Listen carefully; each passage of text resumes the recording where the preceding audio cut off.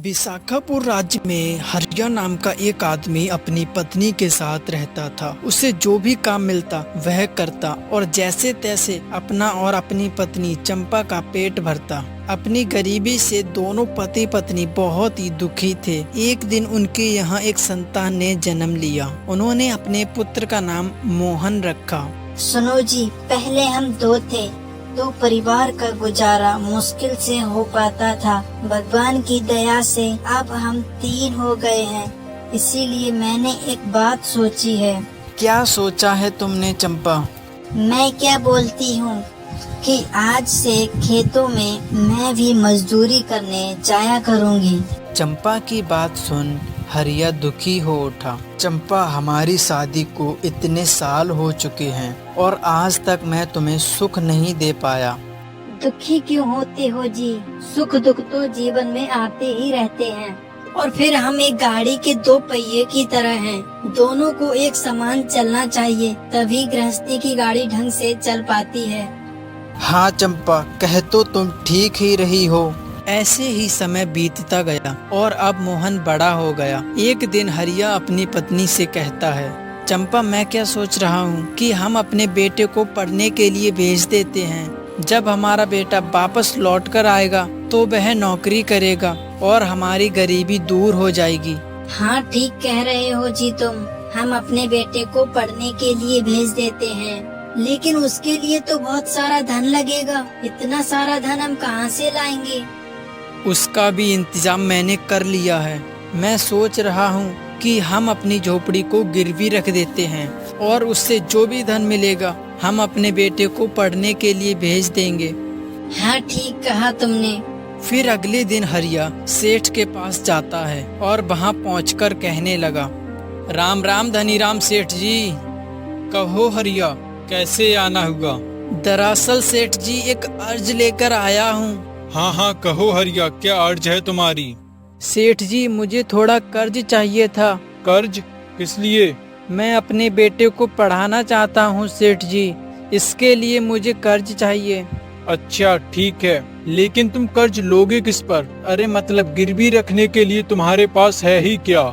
सेठ जी, तुम तो जानते ही हो मैं कितना गरीब हूँ। ले देकर बस मेरे पास एक झोपड़ी ही है। बस उसी झोपड़ी को आपके पास गिरवी रख दूंगा। सेठ मन ही मन सोचने लगा, हाँ, सौदा बुरा नहीं रहेगा। हरिया ऋण तो अदा कर पाएगा नहीं, फिर उसके झोपड़े पर मेरा ही कब्जा होगा। हाँ हाँ, ठीक है। ठीक है हरिया, मैं तुम्हें 100 चांदी के सिक्के उधार दे सकता हूँ। ठीक है सेठ जी, आपकी बड़ी मेहरबानी होगी। धनीराम सेठ ने एक कागज पर हरिया का अंगूठा लगवा लिया और कहने लगा, पूरे 10 साल की मोहलत देता हूँ मैं तुझे। यदि इन 10 सालों के अंदर तू मेरा ऋण नहीं चुका पाया तो तेरी झोपड़ी और जमीन मेरी होगी। बोल, क्या कहता है? हाँ हाँ, ठीक है सेठ जी, मुझे स्वीकार है। फिर धनीराम सेठ ने उसे 100 चांदी के सिक्के दे दिए। फिर हरिया अपने बेटे मोहन को साथ लेकर उसी दिन आचार्य जी के पास चल पड़ा और सोचने लगा, भगवान मेरे बच्चे की रक्षा करना, इसे खूब विद्वान बनाना। लंबा सफर तय करने के बाद हरिया और मोहन आचार्य जी के पास पहुंच गए और कहने लगे, गुरुजी प्रणाम। कौन हो तुम और यहाँ क्यों आए हो? महाराज, मैं अपने बेटे हरिया को आपसे शिक्षा दिलवाना चाहता हूँ और इसी उद्देश्य से मैं आपके पास आया हूँ। हरिया ने तुरंत चांदी के सिक्के से भरी थैली गुरुजी के चरणों में रख दी और कहने लगा, इन्हें स्वीकार कीजिए गुरुजी।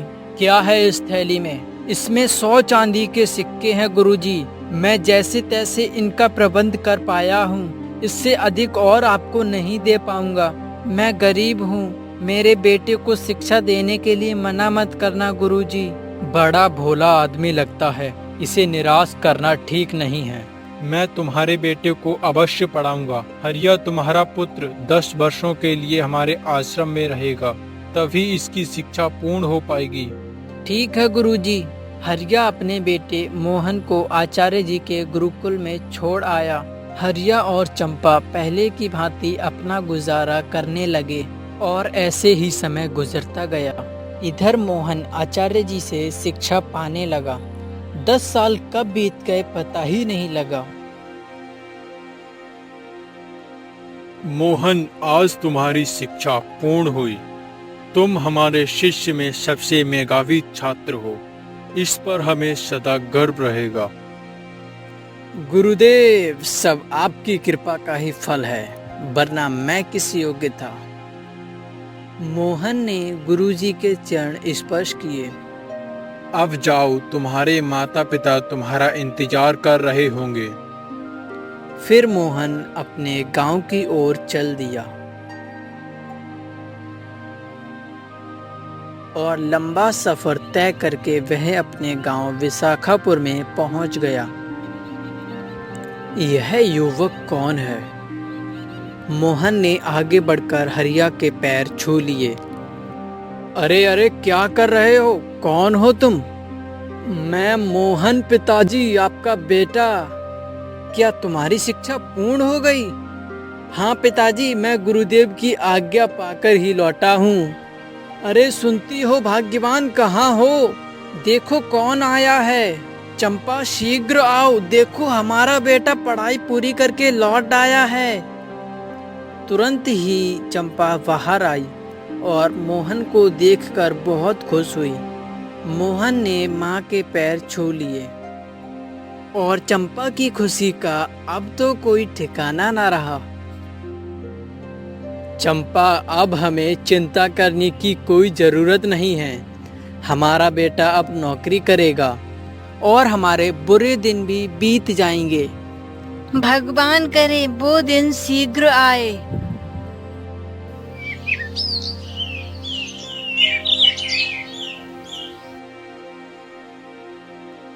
हाँ, पूरे 10 वर्ष बीत चुके हैं। चलो भाई, चलकर अब हरिया से चांदी के सिक्के लौटाने का समय आ गया है।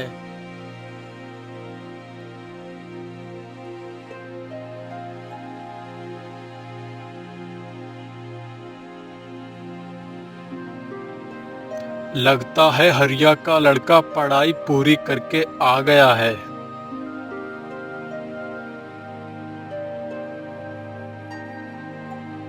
अरे, आप धनीराम सेठ? हाँ, भूले नहीं मुझे। अरे लाला, आप कोई भूलने की चीज हो क्या? कहिए, कैसे आना हुआ? तुम्हारे माता पिता कहाँ हैं मोहन? मोहन यह सुनकर चुप रहा। यह देख लाला के तेवर चढ़ गए। अरे बताते क्यों नहीं, तुम्हारे माता पिता कहाँ हैं? सुनो लाला, मेरे पिताजी जिंदा पेड़ों को काटने और मुर्दा पेड़ों को रोपने गए हैं। क्या? हाँ लाला, मेरी माँ हवा बेचने और चांदी खरीदने गई हैं। लगता है मोहन आवश्यकता से अधिक पढ़कर आया है, तभी ऐसी बातों से मुझे मूर्ख बना रहा है। यह कैसी उलट पुलट बातें कर रहे हो? मैंने जो प्रश्न पूछा है उसका ठीक ठीक उत्तर दो। तुम्हारे माता पिता कहाँ हैं, यह बताओ। मोहन ने पुनः पहले वाली बात दोहरा दी, जिसे सुनकर धनीराम बुरी तरह खींच गया। मोहन, मेरी बात ध्यान से सुनो। तुम्हारे पिताजी ने 10 वर्ष पहले यह झोपड़ी गिरवी रखकर मुझसे 500 चांदी के सिक्के उधार लिए थे। क्या लाला, सचमुच? हाँ मोहन, हरिया ने 10 वर्ष बीतने पर भी वो सिक्के मुझे नहीं लौटाए। आज मैं अपने सिक्के लेने आया हूँ। यदि तुम सच सच बता दोगे कि तुम्हारे माता पिता कहाँ हैं तो क्या करोगे लाला? लाला सोचने लगा। लड़का बड़ा चालाक है, इससे चालबाजी से काम लेना होगा। मोहन, अगर तुम बताओगे कि तुम्हारे माता पिता कहाँ हैं, तो मैं उधार दिए हुए सिक्के वापस नहीं मांगूंगा। यानी कि आप कर्ज माफ कर दोगे? हाँ, मैं कर्ज माफ कर दूंगा। तुम बताओ तो सही कि तुम्हारे माता पिता कहाँ हैं। लाला, मैं आपकी बात पर विश्वास कैसे करूं?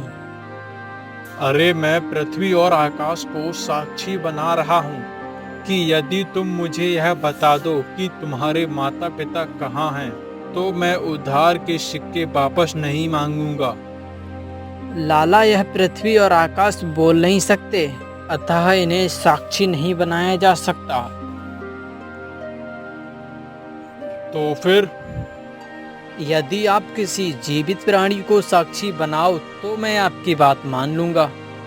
अरे यह बित्ता भर का छोरा तो हाथ ही नहीं लगने दे रहा, पर मैं भी कोई कम नहीं। लाला की नजर उसकी झोपड़ी पर बैठी तितली पर पड़ी और वह कहने लगा, तो सुनो, मैं इस तितली को साक्षी मानकर वादा करता हूँ कि यदि तुम मुझे अपने माता पिता का पता बता दोगे तो मैं तुम्हारे पिता को दिया हुआ उधार माफ कर दूंगा। यह हुई ना बात। अब सुनो, मैंने आपसे कहा था कि मेरे पिताजी जिंदा पेड़ों को काटने और मुर्दा पेड़ों को रोपने गए हैं। इसका मतलब है कि वह पेड़ काटकर किसी मकान के सामने वाड़ लगाने गए हैं। ओह, तो यह मतलब था तुम्हारा। मैंने कहा था कि मेरी माँ हवा बेचने और चांदी खरीदने गई हैं। मेरी बात का मतलब था कि वे पंखे बेचने और बिक्री से मिलने वाले पैसों से तेल खरीदने गई हैं, जिससे घर में चांदनी जैसा प्रकाश हो सके। हाँ, तुम सचमुच बुद्धिमान हो मोहन। चलो ठीक है, अब मैं चलता हूँ। धनीराम सेठ को जाते हुए देख मोहन सोचने लगा, लाला, तूने आज तक बहुत भोले भाले और गरीब लोगों को अपना शिकार बनाया। देख अब तू मेरे जाल में कैसे फंसता है। जब हरिया और चंपा घर वापस लौटे तो मोहन ने बताया, पिताजी, धनीराम सेठ आया था। अरे चंपा, अब क्या होगा? पिताजी आप घबराओ नहीं, मैं आ गया हूँ ना। उस जमाखोर लाला से तो मैं निपट लूँगा। तुम कैसे बेटा? लाला बहुत चालाक है। पिताजी घबराओ नहीं, घबराओ नहीं। ईश्वर जो चाहेगा वही होगा और वह ठीक ही करेगा।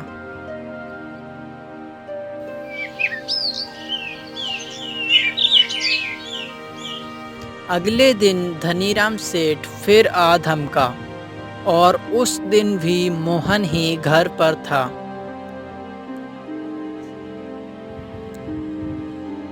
लाला, आज कैसे आना हुआ?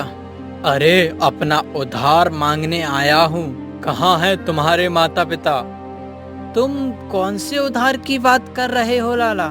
अच्छा, हाँ, उसी उधार की जिसे कल तुमने माफ कर दिया था। क्या मैंने कब माफ किया था? तुम झूठ बोल रहे हो मोहन। लाला, बात को घुमाओ नहीं। मोहन, मैं तुझे और तेरे बाप को बख्शूंगा नहीं। मैं मुखिया जी से तुम दोनों की शिकायत करूंगा। जाओ जाओ, यह इच्छा भी पूरी करके देख लो लाला। उसी दिन धनीराम सेठ मुखिया जी के पास पहुंच गया और कहने लगा, नमस्ते मुखिया जी, नमस्ते। मेरा न्याय कीजिए मुखिया जी, मेरा न्याय कीजिए।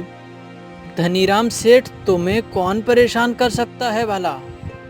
मुखिया जी, गांव में हरिया ने 10 वर्ष पूर्व मुझसे 500 चांदी के सिक्के लिए थे, पर अब मांगने पर उसका धूर्त पुत्र साफ मना करता है।